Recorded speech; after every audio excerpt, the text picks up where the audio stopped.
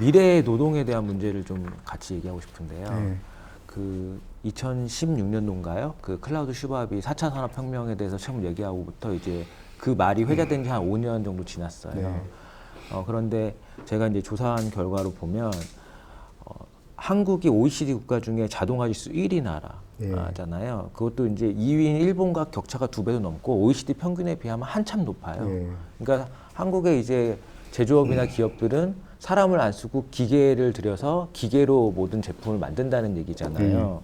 그리고 앞으로는 이제 로봇이 인간의 노동을 대신하게 되는 시대가 올 거라고 다들 얘기하는데, 물론 이제 많은 학자들의 연구에는 산업혁명이 일어날 때마다 뭐 러라이트 운동이라든가 이런 운동이 일어나서 자기 일자리가 없어지고 경제가 몰락하고 이런 얘기를 많이 했지만 실제로 일자리가 더 늘어났다. 그래서 4차 산업혁명도 분명히 일자리가 늘어날 거다라고 하는 의견도 있고, 로봇이 일자리를 다 뺏어서 결국 일자리가 없어질 거다 이런 얘기도 있거든요. 교수님은 이제 AI가 인간의 노동을 대신하는, 요즘은 이제 사람들이 의사도 AI 의사 선호하고 판사도 AI 판사 선호하고 이런 경향들이 생겨난대요. 왜냐하면 더 공정하게 아니면 더 정확하게 해준다는 생각을 갖고 있기 때문에 그렇거든요. 어떻게 생각하세요? 미래는 우리의 일자리가 어떻게 될 거라고 생각하시나요? 그러니까 지금까지 1차, 2차, 3차 산업혁명이 일자리 총량을 늘린 것은 확실해요. 이건 누구나 다 인정하는 데이터거든요. 근데 초기에는 실업이 발생했어요. 그러니까 1차 산업혁명 때 기계가 투입됐을 때, 2차 산업혁명 때 전기 동력이 사용됐을 때, 3차 산업혁명 때 컴퓨터가 도입됐을 때 초기에는 실업이 발생했습니다. 근데 결국 일자리 총량은 늘렸거든요. 모든 산업혁명이. 그래서 이제 4차 산업혁명이 오면 되게 지금 있는 일자리가 50년 뒤에 다 사라질 것이다, 이런 얘기 많이 하지만 꼭 그렇지 않을 수도 있다, 이렇게 생각해 볼 수 있어요. 그리고 1차, 2차, 3차가 그랬으니까 4차도 꼭 늘릴 것이다, 이렇게 예단하기 쉽지 않지만, 최근에 이제 로지라는 AI 모델이 엄청나게 지금 인기를 끌고 있거든요. 회사 이름 말할 수 없는데 어느 금융기업의 광고 모델인데 실제 사람인 줄 알았더니 그게 AI 로봇이었다. 그래서 제가 누구지? 검색을 많이 보니까 이게 AI래. 이렇게 알았다는 거예요. 근데 그 AI를 만든 그 이름이 로지예요. 모델 이름이 검색하면 나옵니다. 로지 모델을 만든 회사의 대표가 한번 이야기하는 거 보니까 그런 걸 누가 물어봤어요. 그럼 그런 AI가 실제 모델 일자리를 뺐지 않습니까? 앞으로 그렇게 되지 않겠습니까? 근데 로지를 만들고 우리 회사 고용이 지금 3배 늘었습니다. 이렇게 얘기했어요. 그러니까 새로운 기술이 만드는 일자리들이 계속 많아질 수 있다는 거죠. 그래서 미국의 오바마 그 센터라는 연구 집단이 있어요. 거기서도 통계를 내보니까 없어지는 일자리만큼 새로운 일자리가 창출될 수 있어서 꼭 이제 4차 산업혁명 온다고 해서 일자리가 다 사라지는 것은 아니다, 이렇게 주장하는 사람들도 있는데요. 사라진다고 해도 우리가 이런 생각을 해볼 필요가 있습니다. 요즘 이제 리프킨이 쓴 노동의 종말이라는 책을 사람들이 많이 보고 있는데, 사람들이 그 책을 이렇게 제목만 보고 잘 읽지도 않고, 제목이 노동의 종말이니까 이제 노동자는 끝났어. 이 노동운동은 더 이상 중요한 활동이 아니고 노동의제가 중요한 의제가 아니야, 이런 의미인 줄 알아요. 오히려 그 반대 의미의 책입니다. 즉 인간은 수천 년 동안 계속 노동시간이 적어지는 쪽으로 발전해 왔거든요. 그래서 맨 마지막의 모습은 노동하지 않는 인간인 거예요. 모든 노동은 다 기계가 대신하고 인간은 전혀 노동하지 않는, 이게 노동의 종말인 겁니다. 그런데 생산성이 엄청 높아지기 때문에 사람들이 실직하게 된다고 해도 생산되는 그 부가 엄청 커진다는 거죠. 사람이 만들 때보다. 지금 로버트가 도입된 데도 마찬가지거든요. 실직을 해도 생산성이 높아져서 창출되는 부의 가치가 더 커져요. 그러면 그걸 나누면 된다는 거예요. 직업이 엄선한 것 같이. 그래야 인류가 행복해질 수 있으니까 미래사회에 그걸 지금부터 준비해라. 거기서 출발된 게 기본소득인 거예요. 그래서 기본소득이 미래사회의 대안이다, 이런 얘기를 하는 건데, 그 호킨스 박사님이라고 천체 물리학자, 블랙홀의 아버지라고 불리는 사람이 있잖아요. 그분이 이제 돌아가셨어요. 얼마 전에 76세로 별세했는데, 얼마 전에 돌아가셨어요. 그분이 마지막 남긴 댓글이 유언처럼 회자가 됐어요. 인터넷에서. 네네. 그 레디스라는 사이트가 있는데 영어권에서는 가입자 수가 가장 많은 SNS가 레딧인데 명사들이 게시판을 개설해 놓고 이렇게 질문이 들어오면 답해주는 이벤트를 벌였거든요. 근데 호킹 박사님께 이런 질문을 누가 했어요. 자동화로 인한 대량 실업 발생에 대해서 어떻게 생각하십니까? 그랬더니 호킹 박사님 뭐라고 답하셨냐 하면 기계로 창출된 부가 고르게 공유 분배되면 모두가 안락한 삶을 즐길 수 있을 것이고 기계 소유주들이 부의 재분배에 대항하는 로비에 성공하면 대부분의 사람들은 끔찍하게 가난해질 것입니다. 이렇게 답했거든요. 네. 이게 바로 그거죠. 기계가 많은 물건을 만들어낼 텐데 그걸 고르게 다 나누면 인류가 행복해질 수 있고 그게 안 되면 불행해질 것이다. 근데 어떻게 될 것 같습니까? 앞으로. 둘 중에. 글쎄요, 자본주의 사회다 보니까 이게 잘 됐다가 안 됐다 계속 반복할 네, 지금처럼 네. 이게 됐다가 안 됐다가 계속 반복될 거거든요. 나라마다도 다를 수도 예. 있을 것 같아요. 근데 SF 영화를 보면요. 이게 안 된 경우의 대립구도가 SF 영화의 배경입니다. 모든. 그걸 이제 매니아들은 사이버 펑크라고 그래요. 그러니까 그 미래 사회가 그 배경인 영화를 보면 항상 분위기 어둡고 비 내리고 맞아요. 골보고 지저분하고 막 이런 예, 게 예. 있잖아요. 이런 분위기 사이버 펑크라고 그러는데 결국 분배가 안 된 상황을 예, 상정한 거죠. 문명의 혜택을 소수의 집에서 이렇게 독점하고 있고 다수는 굉장히 열악한 상태에 놓여 있는. 그래서 어떤 SF 영화는 거의 뭐 원시 상태로 돌아가 있잖아요, 서민들이. 네. 근데 또 다른 공통점이 있어요. 항상 저항 세력이 있어요. 그렇죠. 네. 네. 그러니까 그때에도 그 저항 세력 역할이 지배 세력이 독점한 권력과 부를 고르게 공유 분배하는 게 그들의 역할이거든요. 그래서 결국 이제 호킹 박사님 얘기를 달리 해석하면 인류가 인간다운 삶 포기하지 않는 한 미래 사회에도 기계로 창출된 부를 공유 분배하기 위한 진보적 운동은 계속 필요할 것이고 그 중요한 토대는 지금 노동운동이 될 거라는 거죠. 그래서 요즘 IT 회사에 노조 많이 생겼잖아요. 네, 네. 뭐 회의 사람이 얘기해도 괜찮으면 네이버, 카카오, 뭐 스마일게이트, 넥슨 많이 생겼습니다. 제가 그 IT 기업의 노조 만들 때 가서 항상 그런 얘기를 했어요. 사람들은 아니 거기가 어느 재벌 회사보다 더 좋은 회사라는데 그런 꿈의 직장에 왜 노조를 만들었을까? 이렇게 생각하거든요. 네. 근데 그 네이버 노조 위원장이 그런 말 하더라고요. 아니 이게 좋은 회사에 왜 노조를 만들었냐고 물어보는데요. 아 여기도 사람이 일하는 데입니다. 아니 노동자가 있으면 당연히 노조도 있어야죠. 이렇게 얘기를 합니다. 그래서 그 사람들에게 제가 그랬어요. 당신들이 미래사의 제다이 기사의 선배들이라고. 네. 스타워즈 시대에 태어났으면 제다이 기사가 됐을 텐데 지금 태어나서 노동자 간부가 된 겁니다. 네, 네. 결국 미래 사회에서 보면 SF형의 주인공들이 하는 일이 그 독점해 있는 권력이나 재산을 계속 나누는 일을 하는 거잖아요. 그래서 네, 네. 미래 사회가 된다고 해서 지금 노동조합처럼 이렇게 서로 공유 분배를 추진하는 활동이나 여기가 지금 뭐 사회적 기업 이런 센터인데 이런 활동이 없어지진 않아요. 미래 사회 누군가 계속 할 거라는 거죠. 그래서 저는 미래 사회 그렇게 전망하고 있고요. 그래서 네. 미래 사회가 어떻게 될지 모르지만 하여튼 지금 노동자들이 좀 더 행복한 삶을 살도록 노력하는 것이 미래 사회의 유익한 방향이라고 저는 사실 믿습니다. 네.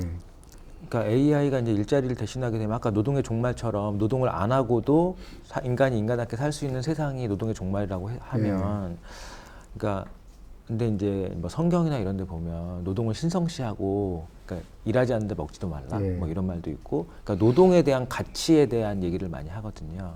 그런데 만약에 인간이 일을 안 하게 되면은 그러면 안 하게 되고 이제 기계가 모든 뭐 재화를 다 만들어내서 기본소득이 도입되고 그런 상황이 되면 인간은 그러면 뭘 하고 살아야 될까요? 그 기계를 만드는 기계를 만들어야죠. 그럼 근데 누가 그거를 만드는 거는 되게 소수일 거 아니에요. 그러니까 모든 인간이 그게 이제 지금 우리가 생각하는 그런데 그렇게 소수가 아닐 수도 있다는 거죠. 실제로 그 AI 한명 모델 때문에 일자리가 엄청나게 많이 생겼거든요. 우리나라에도 지금. 그래서 새로운 산업 분야를 창출한다고 보지 인간의 일자리를 그러니까 노동은 뺀다고. 사라지지 않는다고 생각하시는 그렇죠. 거죠? 예. 지금 그리고 하여튼 미래 사회가 어떻게 되느냐 이거에 고민하는 것보다는 지금 우리가 어느 방향으로 노력하는 게 미래 사회에 유익할 것인가 이렇게 생각할 필요가 있고요. 그다음에 제가 오늘 못한 얘기가 있는데 일단 노동조합에 대해서 우리 사회가 다른 나라와 유일하게 좀 다른 생각이 있는 나라예요. 다른 나라들은 보면 경찰 노동조합 거의 다 있거든요. 네. 우린 소방관 노조가 이번에 이제 문재인 정부에서 합법화됐지만 그 제가 나라 이름 말하면 좀 그렇지만 저 막 이렇게 남태평양 이런 데 가면요. 국민의 상당수가 아직도 벌거벗고 그 산속에 살고 있는 이런 작은 나라도 있어요. 네. 거기도 소방관 노조는 수십 년 전부터 있었거든요. 그러니까 우리가 노동조합에 대해서는 다른 나라보다 굉장히 후진적인 상황에 있었다. 이런 생각할 필요가 있고요. 프랑스는 판사 노조도 있어요. 변호사 노조도 있고. 근데 굉장히 사회 유익한 영향을 끼치거든요. 그런 노동조합들이. 그래서 한국에서 그 프랑스에 본사가 있는 회사의 노동자들이 프랑스까지 가서 그 본사하고 투쟁을 할 때가 있어요. 그러면 프랑스에 있는 사람들이 와서 다 숙소도 알아봐주고 방송국 인터뷰도 할 수 있게 도와주고 법률 자문도 도와주고 이러는 프랑스 사람들이 있는데 보니까 판사노조 조합원이더라.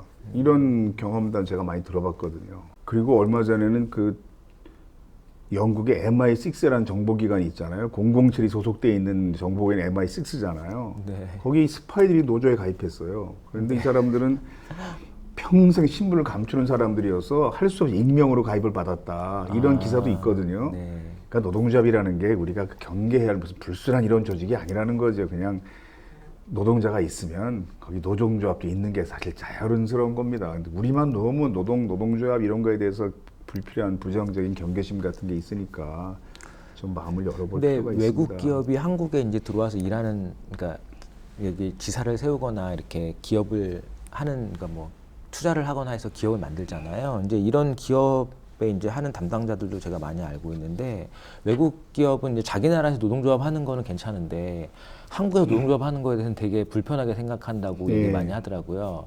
그러니까 교수님 말씀처럼 프랑스나 이런 데는 모든 뭐 직종이나 관계없이 노동조합이 있고 그런 상황인데도 불구하고 프랑스에 있는 기업이 한국에 들어올 때는 야, 한국의 노동조합은 이게 장난이 아니야. 이렇게 생각한다는 송곳에 거죠. 보면요. 네네. 그 송곳 구고시 노동상담소장이 이제 저를 모델로 했다 이렇게 많이 알려져 있지만 전부 다는 아니고 하여튼 그 중에 일부의 제 얘기가 있어요. 유럽에는 노동조합들이 이렇게 많이 있고 심지어 군인 노동조합도 있다. 막 이런 얘기 하니까 이제 그 송곳에 보면 어떤 사람이 질문을 해요. 손들고 우리 회사는 사장이 프랑스 사람인데 왜 노조를 인정하지 않을까요? 이렇게 물어보는 게 있는데 그 장면은 이제 까르프라는 회사가 있었잖아요. 네. 프랑스 자본이 철수했습니다. 결국. 그러니까 부천 중동에 있는 까르프 매장의 노동조합 위원장이 했던 말이에요. 실제 그건. 그러니까 국어신 상담소장이 뭐라 설명하냐 하면 여기선 그래도 괜찮으니까. 기업은요, 유럽에서도 노동조합 좋아하진 않아요. 그런데 탄압하면 엄청난 피해를 받으니까 못하는 겁니다. 사회의 지탄을 받고. 여기서는 그래도 괜찮으니까. 한국 사회에서는 뭐 기업이 노동조합 좀 탄압했다고 형사처벌 받는 경우는 극히 드물고 더 중요한 사실은 그런 기업을 비난하는 시민 정서가 없어요.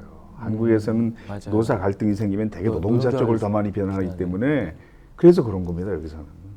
그러니까 그 유럽에 있는 기업들은 점심시간이 2시간인 회사들이 많아요. 네, 들었습니다. 이건 최초 노동조합 생길 때부터의 그 전통인데,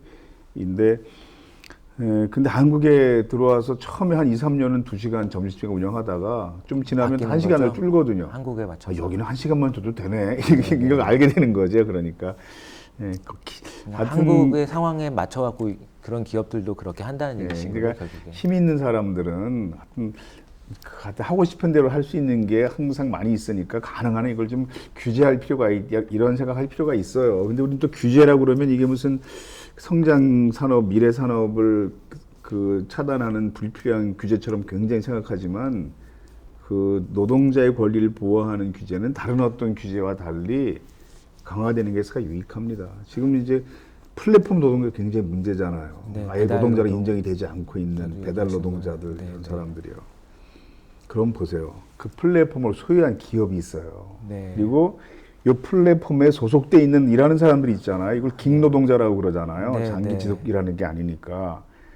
그럼 이윤을 누가 많이 가져갑니까? 플랫폼을 회사가 수리한 기업이 들어가죠. 많이 가져가거든요. 네, 그러면 이윤을 가져가는 회사가 노동 비용을 부담해줘야 돼요. 그래서 미국이나 독일이나 프랑스, 영국에서는 가장 대표적인 플랫폼 노동자가 우버잖아요. 네, 택시. 우버 노동자를 자영업자로 인정하지 못하도록 하는 그들에게 노동자의 권리를 부여하는 판결이나 해석이 계속 나오고 있어요. 선진국에서는. 근데 우리보다 그 산업화 속도가 굉장히 빠른 선진 자본주의 국가에서 그런 시도를 하는 것은 이윤을 가져가는 기업이 그 노동 비용을 부담하지 않으면 나중에 더 큰 사회적 비용이 발생할 수 있고 이걸 시민의 세금으로 부담하게 된다. 이런 시각이거든요.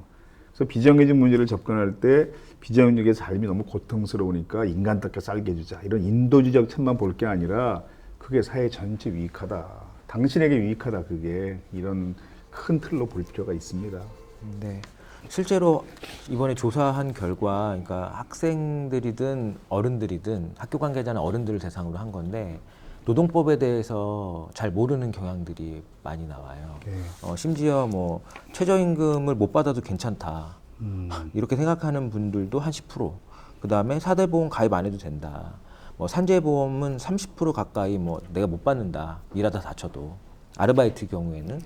뭐 그 다음에 임금 체불도 괜찮고 퇴직금의 문제는 뭐 그러니까 이런 여러 가지 노동 기본적으로 우리가 노동을 하면서 당연히 누려야 될 권리 같은 것들에 대해서도 한 10%에서 30%는 내가 그거를 불합리하게 못 받거나 그렇게 돼도 상관없다라고 하는 그런 경향들이 있고요. 또 한 가지는 아까도 제가 이제 시작하기 전에 잠깐 여쭤봤는데 그 학교의 그 교과 과정에 그 노동 관련된 수업을 넣는 문제 아까 제가 잠깐 말씀드렸잖아요. 근데 물론 뭐 특강이나 이런 형식으로 수업을 하고 있기는 해요. 그리고 이제 제가 인터뷰할 때도 그 대학교 같은 경우에는 커리큘럼으로 노동 어떤 뭐 16주간에 하는 노동 강좌, 물론 노동대학원 같은 데서는 하겠지만 일반 대학원에는 아예 그런 교양 과목으로 없잖아요. 교양 필수 아닌 선택 과목도 없어요. 뭐 그래서 그런 선택 과목이라도 넣어서 들을 수 있게 해주면 어떻겠냐 이런 질문도 했었거든요. 그래서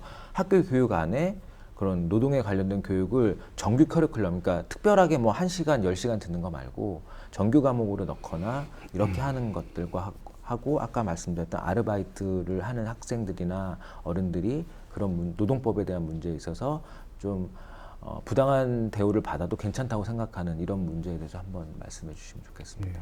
두 가지. 그러니까 이제 학교 노동교육 문제인데요. 네네네. 그 우리나라처럼 학교에서 그동안 노동교육을 하지 않았던 나라는 사실 거의 없습니다. 네, 맞아요. 가장 대표적인 이제 프랑스, 독일 이런 나라가 많이 얘기되거든요. 프랑스는 고등학교 사회과목 교과서를 보면요. 1장, 2장, 이렇게 3장으로 구성되어 있는데 3장 내용 전체가 단체 교섭의 전략 전술에 관한 내용이에요. 그러니까 네. 사회과목 교과서의 3분의 1 정도가 단체 교섭 전략 전술에 관한 내용이거든요. 아니 학교에서 왜 단체 교섭의 전략 전술을 몇 달 동안 가르치는 거야? 이렇게 생각하겠지만 사회 구성원 대부분이 노동자거나 노동자 가족인 사회인데 한국 사람이 둘 중에 하나거든 대부분. 네, 맞아요. 그건 당연히 가르치는 게 사실 맞죠. 그리고 초등학교 중급과정 교과서를 보면요. 프랑스 초등학교 5년제입니다. 우리 한 3학년 정도 해당하는 교과서를 보면 노동 문제를 두 가지 시각에서 접근을 해요. 단원을 보면. 예를 들어서 일할 수 있는 권리, 일할 때 권리 이렇게 나눠서 봅니다. 네. 그러니까 일할 수 있는 권리는 취업할 수 있도록 일자리를 만들 책임이 정부와 기업에게 있다. 이런 걸 배우는 단원이고요. 일할 때 권리는 취업한 다음에 가지는 권리에 대해서 배우는 단원이에요. 우리 이제 알바 10개명 이런 거 많이 요즘 하잖아요. 네. 그런 내용들이 이제 나눠서 보는 거죠. 그러니까 즉 노동 문제를 우리가 어떻게 봐야 할 것인가, 이런 노동 감수성에 관한 내용, 실제 노동법의 내용을 숙지하고 자기의 이익이 되는 내용을 배울 수 있는 단원, 이렇게 이제 두 가지 방향에서 접근을 하더라고요. 프랑스는 이제 중학교 졸업할 때 졸업 자격 국가 시험을 봐요. 브르베라고 그러는데, 그래서 프랑스는 중학교 졸업 학위를 줘요, 정부에서. 우리 학사학위처럼. 네, 중학교 학위. 예. 근데 거기 보면 노동 문제에 대해서 정말 자세히 문제들이 어려운 문제들이 나오고 이걸 서술형으로 잘 답변을 하지 못하면 좋은 점수를 받지 못해서 상급학교에 갈 수 없는. 그래서 무슨 프랑스도 노동이란 과목은 아직은 없고요. 시민교육 과목에서 노동 단원이 있어요. 그 노동 단원 이렇게 교과서를 보면요, 우리나라 금속노조 무슨 그 투쟁 지침보다 더 과격해 보여요. 아, 네. 막 노동자들이 일자리 잃고 길바닥에 쫙 누워서 시위하는 모습. 근데 요 회사의 전후 과정이 어떻게 전개됐는지, 뭐 114개 일자리를 없애는 이런 거에 대해서 노동자가 어떻게 저항해서 나중에 합의하면서 끝났는지 요 과정을 자세히 알지 못하면 문제 못 풀어요. 그리고 노동자들이 회사 사무실을 점거해서 뭐 컴퓨터하고 집기들을 창밖으로 막 내던지는 이런 사진이 교과서에 실려 있어요.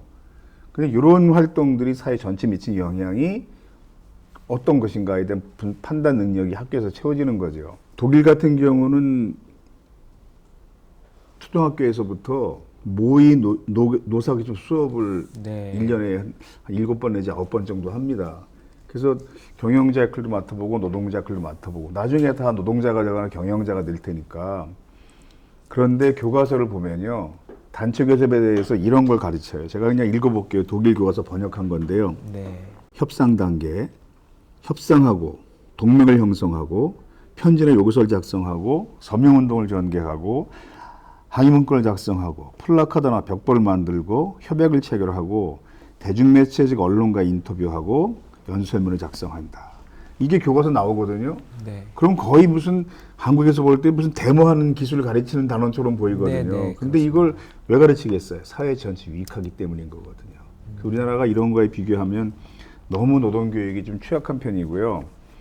영국에서는 이제 유니언즈 인터 스쿨자라는 프로그램이 있습니다. 노동자의 학교 안으로 그런 뜻인데, 모든 지역에서 노동자 간부들이 학교에 들어가서 교사 협력해서 노동교육을 진행해요. 이게 중학교에서부터 필수 과목이거든요. 네. 그러니까 노동자 간부 중에 교육활동 오래 한 사람들은 정말 강의 잘하거든요. 네, 이런 네. 사람들이 학교에 들어가서 노동교육을 담당하거든요. 일본도 하고 미국도 해요.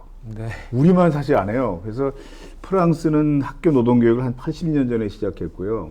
다른 나라들 대부분 4, 50년쯤 전에 도입했거든요. 근데 우리만 굉장히 늦은 거고, 요즘은 이제 학교 안에서 부분적으로 물론 교육 과정에도 좀 반영이 됐어요, 노동교육이. 그리고 학교에서는 노동인권교육이라고 많이 부릅니다. 네, 그냥 맞아요. 아직 노동교육 이게 약간 좀 예. 어색해서 네. 인권을 넣으면 이게 약간 희석되잖아요, 낯선 느낌이. 그래서 노동인권교육이라고 부르는데 사실은 노동교육입니다, 그 내용은. 그래서 서서히 지금 많이 변화하고 있죠, 우리나라도. 그래서 실제 한국에도 보면 그 모의 노사교섭 수업한 학교들이 생겼고요. 그 다음에 제가 대학원에서 교육대학원 그 강의를 하는 게 있는데 수강생이 다 교사거든요. 교육대학원은. 그러면 제가 노동교육 시연으로 평가를 해요, 학기 말에. 근데 실제 학교에서 노동교육 하시는 분들이 그렇게 많더라고요. 그리고 야, 저렇게 놀랍게 노동교육을 할 수 있구나. 그래서 한국 교사의 자질이 엄청 우수하구나. 내가 학기마다 감탄합니다. 네. 정말 기발한 방식으로 노동교육을 지금 많이 하고 있습니다. 그래 도입이 됐고요. 그래서 어떤 선생님은 그 노동교육 할 수 있는 보드게임을 직접 만드셨어요. 그런데 학교에서 이걸 몇 시간 했더니 비정규직 역할만 한 학생이 나중에 펑펑 울더랍니다. 벗어날 수가 없어요. 여기서 아무리 해도 벗어날 수가 없어. 그래서 아, 이렇게 노동교육 할 수 있구나. 그래서 우리나라 예전보다 좀 많이 달라졌습니다, 요즘은. 네. 알겠습니다.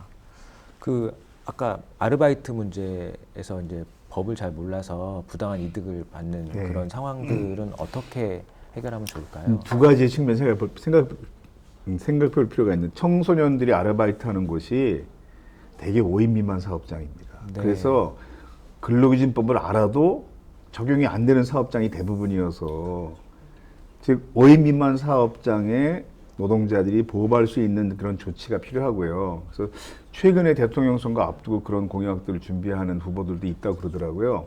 그 다음에는 법을 일단 알아야 될 거 아니에요. 그래야 아, 내가 어떤 권리가 있구나. 네네. 아까 뭐 최저임금 받지 않아도 좋습니다. 네. 뭐 그렇게 약속해도 돼요. 근데 그 약속은 나중에 자동적으로 무효가 되거든요. 그러니까 네. 일할 동안은 감히 최저임금 달라고 얘기 못 하겠지만 최임금은 3년 안에 청구하면 되니까 알바 다 끝난 다음에 그건 노동청에 가서 한마디만 하면 최저임금으로 받을 수 있게 됩니다. 그 회사가 망하지는 않는 한. 근데 학생들은 이제 유리한 강점이 뭐냐 하면 교사가 학교에 있잖아요. 네. 근데 요즘 선생님 중에 보면 청소년 노동인권 네트워크라든가 이렇게 일하는 청소년 노동자를 위해서 활동하시는 교사들이 예전보다 굉장히 많아졌어요. 그리고 그 활동하는 교사가 없어도 그 활동하는 교사를 아는 교사들은 되게 있어요. 그래서 지역마다 그 활동 열심히 하시는 청소년 노동을 주제로 활동하는 개인이나 단체와 연결돼서 도움받을 수 있고요. 그다음에 요즘은 뭐 꼭 교사가 아니어도 노동자가 아니어도 지역에 이런 청소년 인권과 관련된 단체들 많이 네, 생겼잖아요. 네, 맞아요. 예, 그리고 지금 여기 찾아와도 돈 받을 수 있잖아요. 네, 청소년들이. 맞습니다. 그러니까 아르바이트 예, 하다가. 아르바이트 하다가 이제 불이익을 받는 학생들은 일단 선생님과 상의하고 또 지역의 청소년 노동 인권을 보호해 줄 수 있는 활동가나 단체가 요즘 많이 생겼으니까 쉽게 찾을 수 있습니다. 마지막으로 교수님 이제 제가 질문 드릴 건 다 드렸는데 네. 뭐 한국의 전체적인 노동 문제라든지 아니면 하고 싶은 말씀 있으시면 한 짧게 잠깐 얘기해 주시고 끝낼까 봐요. 그러니까 이제 지금 청소년들은 대부분 나중에 노동자가 될 건 알고 있다고 그랬잖아요. 네, 네. 근데 어떤 직종의 노동자가 되든 생산직이든 사무직이든 블루 칼라든 화이트 칼라든 서비스직이든 네. 자신의 권리를 소중히 생각하고 그걸 주장하는 삶이 개인의 삶의 질을 개선할 뿐 아니라 그런 노력이 모여서 사회를 더 나은 사회로 발전시킨다. 이런 생각을 했으면 좋겠습니다. 그래서 네. 되게 유럽 나라들은 노동자가 역사의 주인이다 이런 생각들을 가지고 있거든요. 왜냐하면 노동자들이 행복하게 살기 위해서 했던 많은 노력들이 사회의 많은 문제들을 해결했어요. 그래서 영국 같은 나라는 올림픽 할 때 보면 개막식 행사 2시간 동안을 영국 사회를 만든 각종 노동자들의 모습으로 2시간 동안 공연을 했거든요. 뭐 제조업, 금속 노동자, 뭐 농업 노동자, 병원 노동자, 지식 노동자. 그래서 노동자들이 그 쇠 주물로 만든 큰 원골이 5개가 하늘에 올라가서 오륜기를 만드는 이런 공연을 했는데 거기 제로 크루세이드라는 큰 이제 그 플랜카드가 보여요. 근데 제로 크루세이드는 영국의 우리나라로 치면 동학농민전쟁 이런 것 같은 87년 노동자 대투쟁 이런 것들을 재현하는 내용을 올림픽 개막식 공연을 하거든요. 그게 그냥 우리가 아는 보통 유럽 나라의 정서인 거예요. 무슨 사회주의 국가도 아니고 빨갱이 나라도 아니고 그러니까 노동자가 굉장히 소중하고 중요하다. 그리고 노동자의 삶이 향상되는 것이 사회 전체 유익한 길이다. 이런 생각을 할 수 있는 노동자가 됐으면 좋겠습니다. 네. 오늘 교수님 오랜 시간 동안 감사합니다. 네, 고맙습니다. 네, 수고하셨습니다. 네. 오늘 노동과 고용에 대해서 많은 이야기를 나누었습니다. 실질적으로 각 분야에 계신 분들의 생각들이 많이 다른 것도 느꼈고요. 또 우리 사회가 어떻게 나가야 된다고 하는 비슷한 생각들도 많이 가지고 있다고 생각합니다. 특히 노동에 대해서 좀 더 긍정적인 사회가 되었으면 좋겠습니다. 그리고 우리가 앞으로의 미래에는 우리 자녀들을 위해서 그 자녀들이 살아갈 세상을 위해서 어떤 것을 할 것인지 좀 고민하고 이런 사회 정책들이나 국가의 정책들이 만들어지는 사회가 되었으면 좋겠습니다. 평택시에 있는 많은 관계자분들이 참여해 주셔서 본인들의 이야기를 솔직히 말씀해 주셔서 감사드리고 또 전문가이신 우리 하종관 교수님께서 좋은 말씀 해주셔서 감사를 드립니다. 이상으로 저희가 준비한 모든 것들을 마치도록 하겠습니다. 감사합니다.